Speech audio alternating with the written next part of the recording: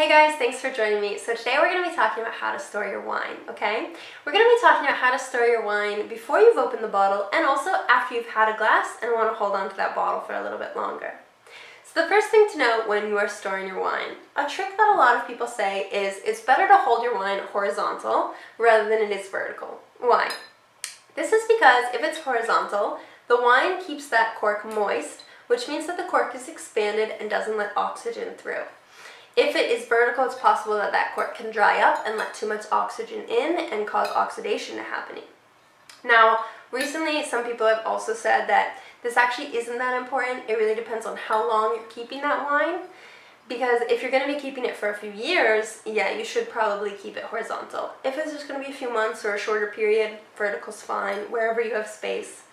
But that's the other thing, is that if it's horizontal, you actually save a lot of space in your kitchen or house by stacking the bottles than if it's vertical. So that's one thing to keep in mind when you're storing your wine. If you want to invest in a wine rack, I highly recommend it if you do have quite the collection.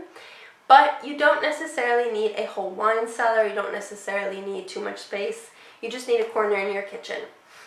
You do need to make sure that the temperature and the light of that area are going to be ideal for your wine. So number one rule is you don't want your wine to be in direct sunlight. Direct sunlight can fade the color and ruin your wine. So you want to keep it out of direct sunlight, but then you also want to keep it in a good temperature stable area. So still wine likes the temperatures between 45 degrees and 65 degrees. If it goes a little bit out of this, it's really not a big deal, but you just want to make sure it's at a stable temperature, okay? Too much fluctuation in the temperature can cause the wine to expand, contract, and the cork to expand, contract, and that'll let too much air in and it can damage your wine. Also, if it's too hot, your wine might get cooked and be damaged inside. If it's too cold, it risks freezing or drying up the cork. So you want to keep it in sort of a mid-range temperature. This temperature is usually even room temperature in most houses, but I would say if you're keeping the wine in your house, do not keep it close to the stove, the oven, or a heater you might have.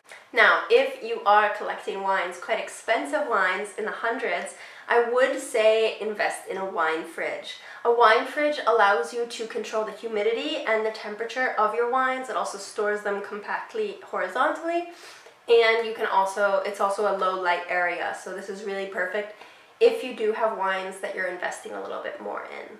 Okay, so now let's talk about what happens once you've already opened the bottle. How can you store it? The one thing that is really nice to invest in that's actually quite budget friendly is a vacuum system, okay? You can get a really cheap, easy one like this that is just hand pumped. So how it works is you just put it right in there and you just pump out the air for a bit.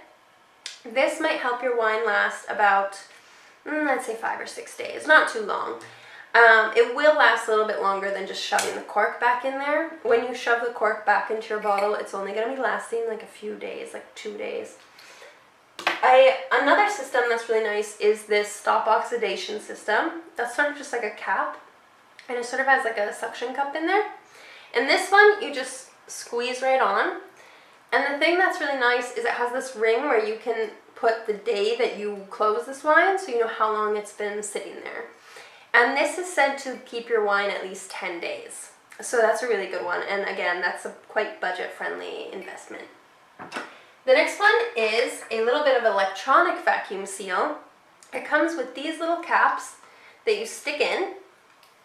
And then it comes with a little machine like this that when you stick on, here we go if we can get in, you stick it on, you can turn it on, and as you can hear, it starts pumping all the air out so that there's less oxygen in there, and it will keep your wine, again, about 10 days. So those are all really good budget options. If you are, again, investing in some really nice wines and you want to keep your wines for longer once they've been opened, you should look for an inert gas system. An inert gas system puts a gas inside the bottle, usually it's argon, and it creates a surface layer above your wine, which protects the wine from the oxygen going in and out, which stops oxidation. And these systems have been known to keep your wine for up to months, like even 9 months. 3 ones to keep in mind are the popular Coravin, which you might have seen works with a little needle that you stick in through the cork, and capsules of the gas. And this allows you to enjoy just one glass at a time, which is really great if you've invested a lot in a wine and you want to see how it develops over time. The Coravin is a great option for you.